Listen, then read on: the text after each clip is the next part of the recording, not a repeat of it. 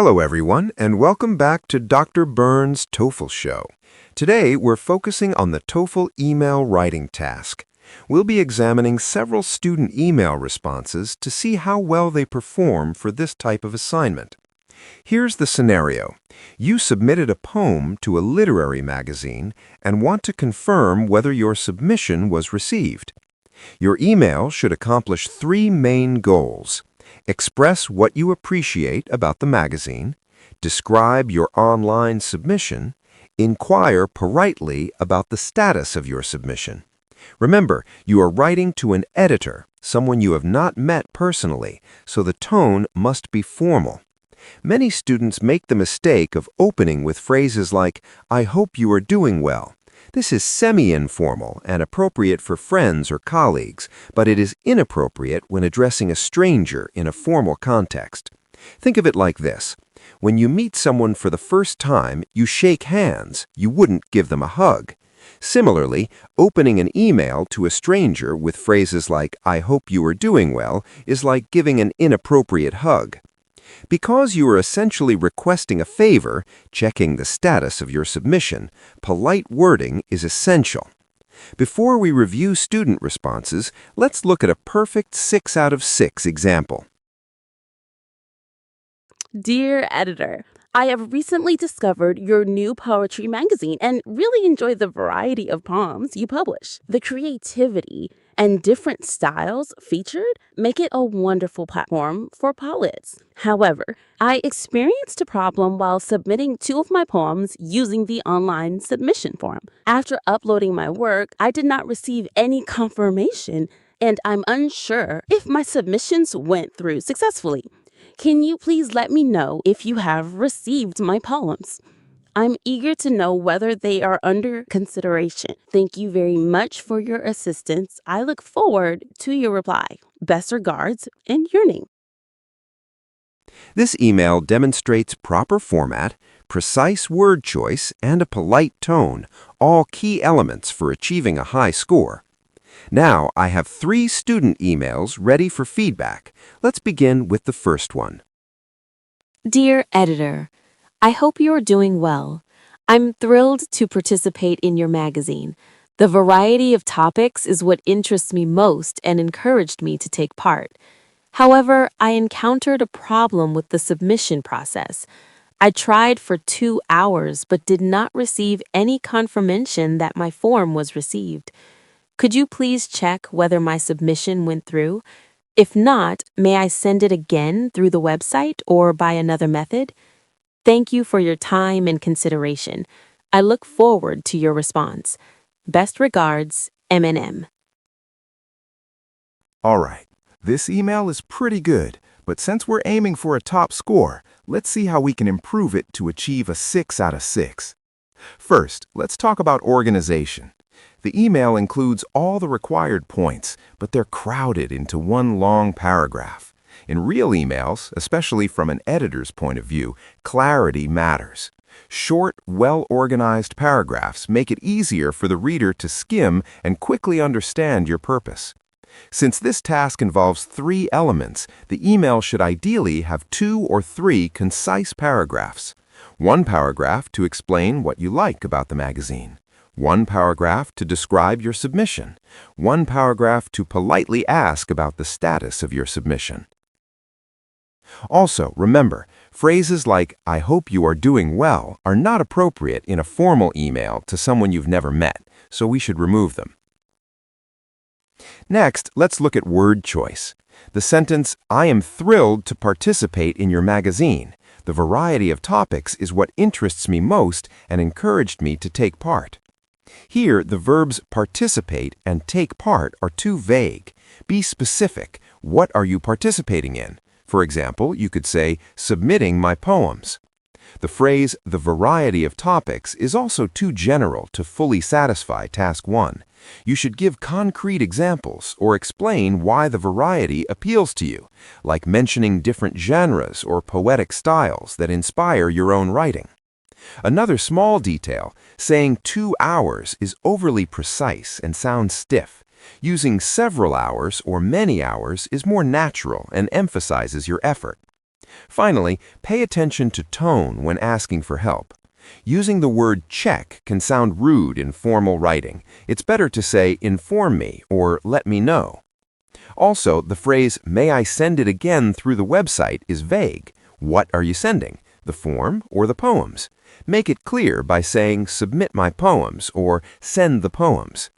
With these adjustments, you get a top-scoring, polished response that is clear, polite, and perfectly organized. This is a revised version. Dear Editor, I really enjoy your poetry magazine. I appreciate the variety of topics and styles you publish, which inspires me to develop my own writing and share my poems with your readers. I recently submitted some poems online, but did not receive a confirmation. I spent several hours completing the form and want to make sure my submission was received successfully. Could you please let me know if my poems arrived? If not, may I submit them again through the website or by another method? Thank you very much for your time and consideration. I look forward to your reply. Best regards, M&M. Okay, this is the second student response. Dear Editor, I hope this email finds you well. I am writing to let you know that the new poetry magazine is attractively structured, and I truly appreciate the opportunity for readers to submit their poems. However, I faced some challenges while filling out the online submission form, as it did not seem very user-friendly. I am not sure whether my form was successfully submitted. I would greatly appreciate it if you can inform me about the status of my submission. Sincerely, Anam. Let's take a closer look at some problems in the original email and see how we can improve it for a higher score. First, the opening. I hope this email finds you well. This phrase is not formal enough for an email to someone you've never met, so it should be removed. In formal writing, we want to keep the tone polite but professional without overly casual expressions. Next, the explanation of what you like about the magazine is too vague. Saying something like attractively structured doesn't really tell the reader what appeals to you. A strong response gives specific details, such as the variety of genres, the poetic styles, or particular sections that inspire your own writing. Another issue is the main purpose of the email. A sentence like, I am writing to let you know that, makes it sound as if your main goal is to comment on the magazine's design, but that's not the task. The main purpose should be to inquire politely about the status of your submission. Every sentence should clearly support that goal. Then there's the problem explanation. When you say not user-friendly, it leaves the editor guessing. Since the key issue is that you're unsure whether your submission went through, you should briefly explain what specifically went wrong with the form. This makes your email clearer, more convincing, and easier for the editor to act on. Finally, let's talk about politeness and closing. The phrase, I would greatly appreciate it if you could inform me, is already polite, but you can strengthen the ending by adding something like, thank you very much for your time and consideration. This leaves a positive, professional impression and shows respect for the reader's time.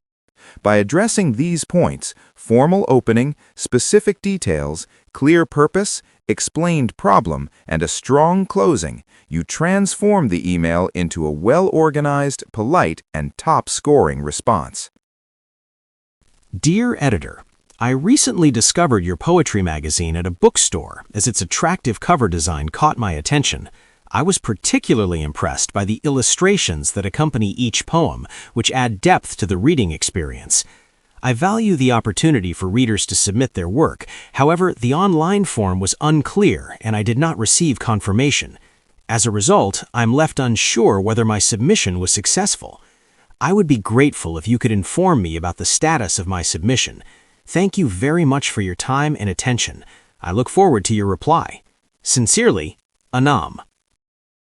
Now let's move on to our final one for today. Dear Editor, I hope you are doing well. My name is Vincent Go, and I am a Brazilian subscriber and a big fan of your magazine. I am writing to express my interest in the submission process. I sent 2 poems that I wrote, but I am not sure whether they were received on your platform. When possible, I would appreciate an update regarding those submissions. If there is anything further I can provide, please let me know. Best regards, Vincent Go. Let's take a closer look at some problems in the original email and see how we can improve it for a higher score. First, ditch phrases like, "I hope you are doing well." They're too casual for a formal email to someone you've never met. Keep the tone professional and polite instead. Next, introducing yourself with, "My name is Vincent Go," can actually work against you. It feels redundant and unsophisticated because you'll sign your name at the end anyway. Editors don't need to know your name up front. They care about how you relate to the magazine. For example, you could say, "I am a subscriber to your magazine from Brazil." Now, let's talk about word choice. Saying you are a big fan is far too informal. It's conversational, casual, and not appropriate in a formal email. A better option would be, "I greatly admire your magazine," or "I am an avid reader of your magazine." This not only keeps the tone professional, but it also gives you a chance to explain why you appreciate the magazine, which is exactly what Task 1 asks you to do. Simply saying "big fan" doesn't accomplish that. Finally, watch your phrasing when stating the goal of your email. A sentence like, "I am writing to express my interest in the submission process" sounds vague and misses the point.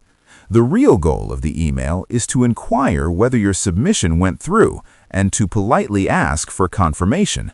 Make that purpose clear from the start. By avoiding casual language, giving meaningful context, and clearly stating your purpose, your email immediately becomes more polished, professional, and top score ready. Dear Editor, I am an avid reader of your magazine from Brazil. I subscribed to your magazine as soon as I read the first poem, as its novel style immediately attracted me. I admire your experimental spirit, your crossover of genres, topics, and styles.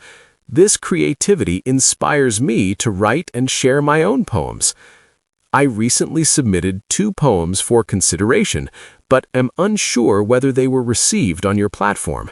I would greatly appreciate it if you could inform me about the status of my submissions. Thank you very much for your time and attention. I look forward to your reply. Sincerely, Vincent Go.